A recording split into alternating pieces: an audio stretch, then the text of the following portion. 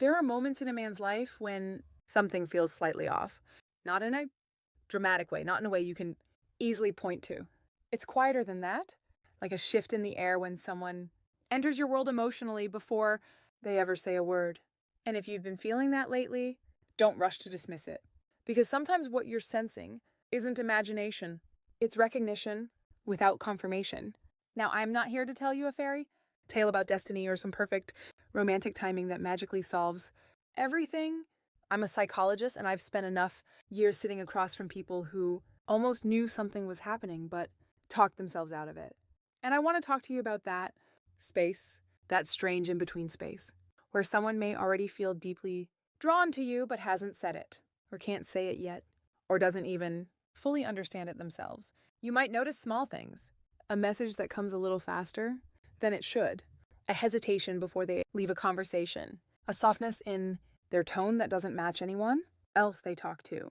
And then this is the part men often miss. You feel a kind of pressure in your own mind to stay logical and not read too much into it. But here's what I've learned. When something matters emotionally, the mind rarely announces it clearly. It leaks. And sometimes people leak feelings before they ever confess them. If you're watching this alone right now, I want you to pay attention, not to me, but to your memory. Think of that one person who has been occupying more of your attention than feels reasonable, not because they're loud in your life, but because they're consistent in your mind. And ask yourself something uncomfortable. Why them? Not in a fantasy way, in a grounded, honest way. What is it about the way they show up or don't show up, music, that keeps pulling your attention back? Because this is where things get psychologically interesting. We often assume that if someone has feelings, they will say it directly, cleanly, clearly, but real emotional life is rarely that organized, especially for people who are careful with their emotions or afraid of being misread or already carrying past experiences that taught them to hide what they feel until they're sure it's safe. So instead, they hover. They stay present but not fully revealed. And you, without realizing it, start to feel that tension. Not enough distance to forget them, not enough clarity to understand them, just enough to keep wondering. If this is starting to feel uncomfortably familiar, stay with me. And if you want more conversations that explore these quieter psychological dynamics, not the loud advice, but the real patterns underneath, go ahead and subscribe. You might find that what you're feeling has a language you haven't been given yet.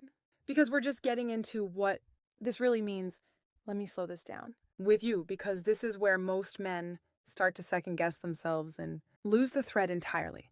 There's a very specific kind of emotional signal people send when they are holding back something real. It doesn't look like confession. It doesn't even look like flirting most of the time. It looks like a tension that returns without explanation. They leave and come back. They go quiet and then reappear with something small, something casual, something that gives them permission to be there again without having to explain why they left in the first place. And if you're honest, that rhythm starts to live inside you. You begin to notice their absence more than their presence.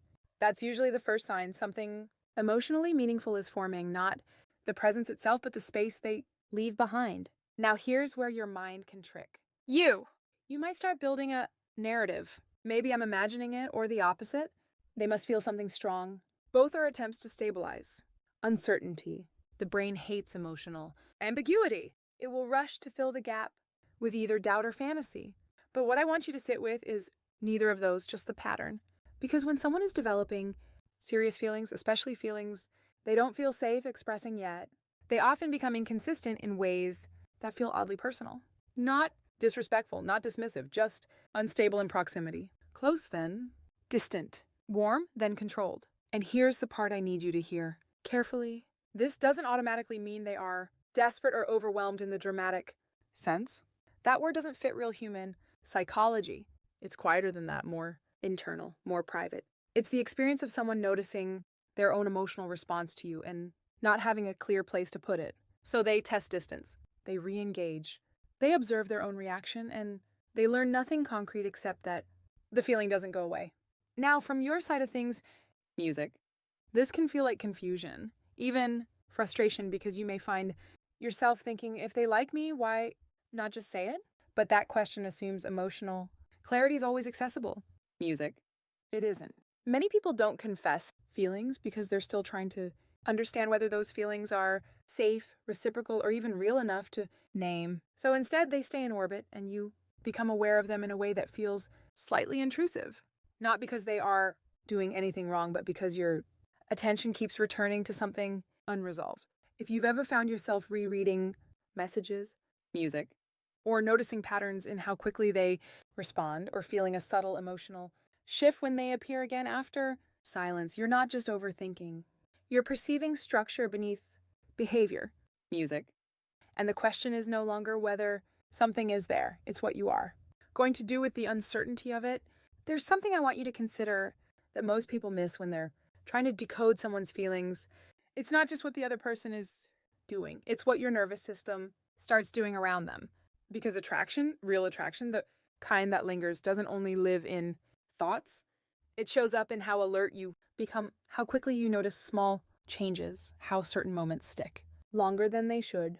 You might tell yourself, I'm just interested, but interest alone doesn't usually create that level of internal monitoring, that quiet scanning, that subtle anticipation before a message arrives or doesn't. And if you felt that, there's a reason.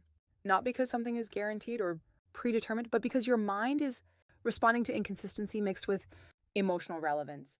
That combination is powerful. It keeps people psychologically engaged longer than stability ever could. Now, let's talk about the other side of this, the person you're thinking about.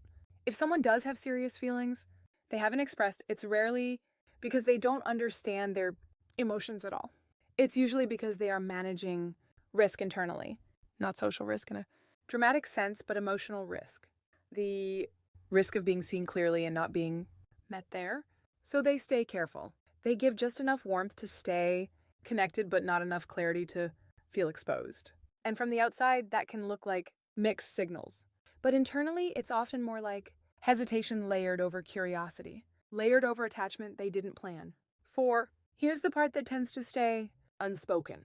When someone starts to associate you with emotional safety, even in small, inconsistent ways, they may not realize how much they are returning to you mentally, not physically, mentally.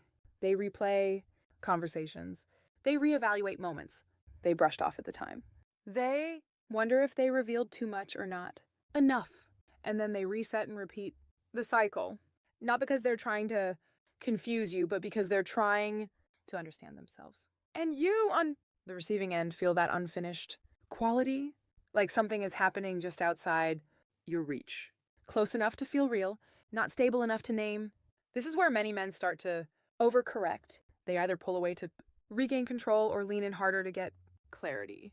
But there's a quieter option that most people overlook, observing without forcing resolution, letting patterns reveal themselves over time instead of demanding immediate meaning from them.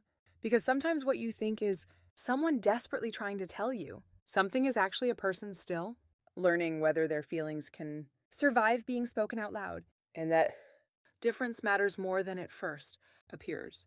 I want to shift something in you right now, subtly but clearly, because there's a line people cross in their mind when they start sensing emotional depth from someone else.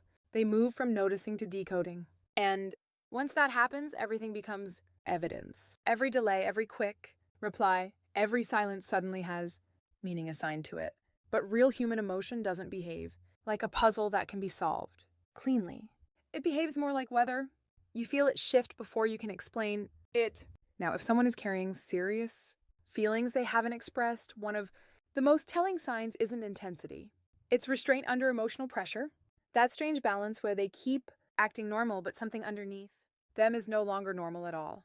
They might laugh with you in a way that lasts a fraction too long or go quiet after saying something slightly too honest, or check in at moments that feel almost timed, not planned, just emotionally responsive.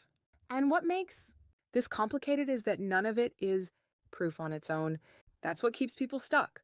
They try to turn emotional signals into certainty, and when they can't, they either dismiss everything or inflate everything.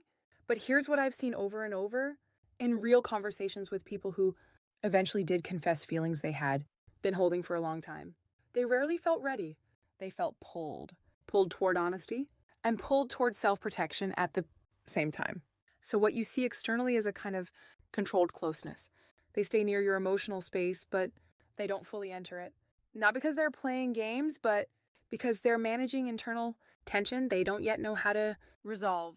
And from your side, that creates a very specific emotional experience. Anticipation without arrival. You start to feel like something should happen, something should be said, something should finally make sense. But it doesn't. So you begin to fill the silence with interpretation. And this is where I need you to be careful. Not skeptical in a dismissive way, but grounded. Because not every strong feeling leads to confession, and not every consistent attention pattern means hidden love. Sometimes people are simply emotionally warm or naturally attentive or navigating their own ambiguity without it being centered on you at all. But when it is centered on you, when you become a recurring emotional reference point for someone, it leaves traces. Not dramatic ones, small ones. Repetition, return, reluctance to fully disconnect. And what makes this psychologically intense is that it can keep your attention suspended for a long time if you're not aware of how your mind is participating in it. So the real question isn't what are they feeling? It becomes what is this dynamic doing to my clarity? Because clarity is the first thing to get distorted when emotional uncertainty feels meaningful. At some point, you stop chasing signals and start noticing something more uncomfortable. Not what they feel, but what you've become inside this pattern. Because whether or not someone is holding serious feelings for you, what matters just as much as the psychological space it creates in you. Over time, music. You start remembering small details that don't feel small anymore. You start checking patterns you wouldn't normally care about.